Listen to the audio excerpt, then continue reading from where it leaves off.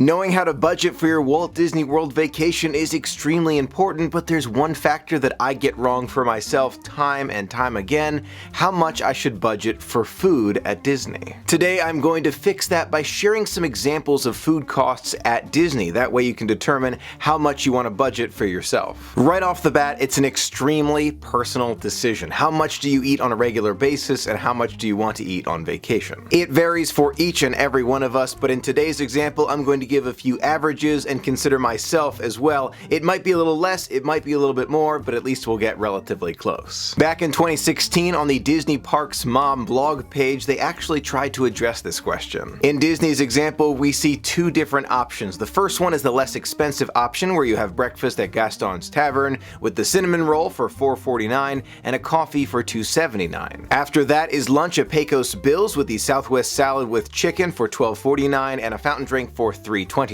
For dinner, it's Cosmic Ray's Starlight Cafe, a half rotisserie chicken with mashed potatoes and green beans for $14.49 and all-natural lemonade for $3.99, bringing the daily total to $42 per adult. Option 2 is a more expensive example. It starts with Be Our Guest for breakfast and the Feast a la Gaston for $24.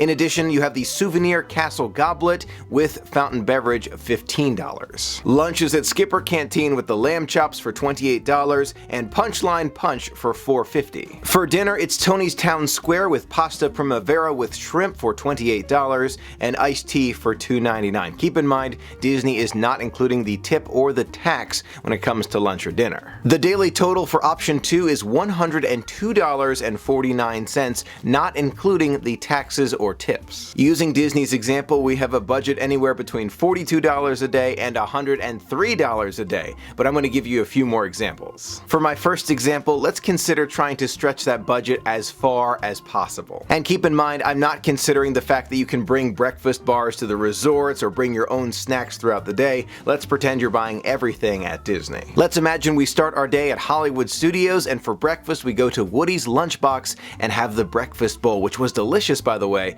The price of that plus a cup of water would be $8.49. Let's say it's one of those days where I'm not too hungry and I'm going throughout my day having a great time. I do some park hopping, go to Epcot, and then I say, you know what, it's time for lunch. Let's go to Les Halles in France, which is one of my favorites. Let's say I get the jambon beurre and a cup of water for $7.50. Dinner is usually my larger meal at Walt Disney World, but let's imagine we're trying to stretch that budget as far as possible. So let's say we're still in Epcot, and I say, you know what, for dinner, let's go to the Yorkshire County Fish Shop and get the fish and chips for $11.49, and let's add in a Victoria sponge cake for $4.29, bringing dinner to $15.78. That brings our daily total to $31.77. For some, this can absolutely work, and for the purposes of just rounding the numbers and considering price variations between different restaurants, let's say it's $35 as the minimum budget for food per person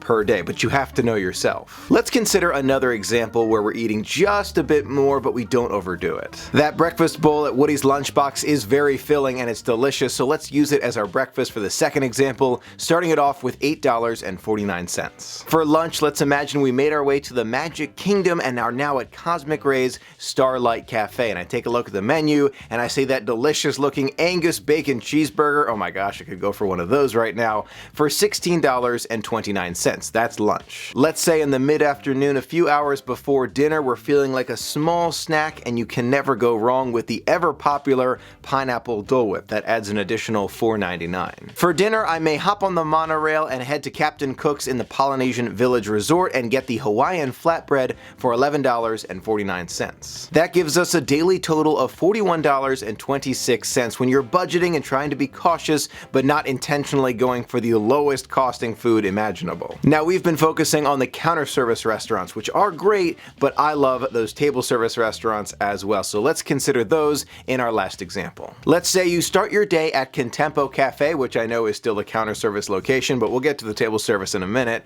and let's say you have the bounty platter for $11.99 plus a cup of water. Then for lunch, let's say we make our way to Animal Kingdom and one of my favorite table service restaurants in the park, it's Yak and Yeti. And let's envision we get their specialty, the chicken tikka masala for $24.99 and a soda for $3.99, giving us a total for lunch of $28.98. Just like Disney's example, I'm not going to add the tip here, but at the end I will give you a grand total. For dinner, let's envision we make our way over to Animal Kingdom Lodge, Kidani Village for one of my favorite dinners at Sanaa. And let's envision we've got to start off with that bread service for $17, and let's say I'm super hungry and get the grilled New York strip steak as well for $34. That would be $51 for dinner and a daily total of $91.97. If you include tips in the grand total, that would make it $106.37 for 1 day's worth of food. So how much do you have to budget for when it comes to the food at Walt Disney World? Well, saying anywhere between $35